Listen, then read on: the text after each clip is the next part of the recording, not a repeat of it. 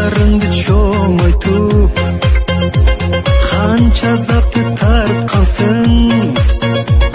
Ак сүтүңдү аппакем, айтчы кантип актайын. Ата болду балдарың, эне болду кыздарың. Урмат көрүп аппакем, узак өмүр жашагын. Урмат көрүп аппакем, узак өмүр жашагын.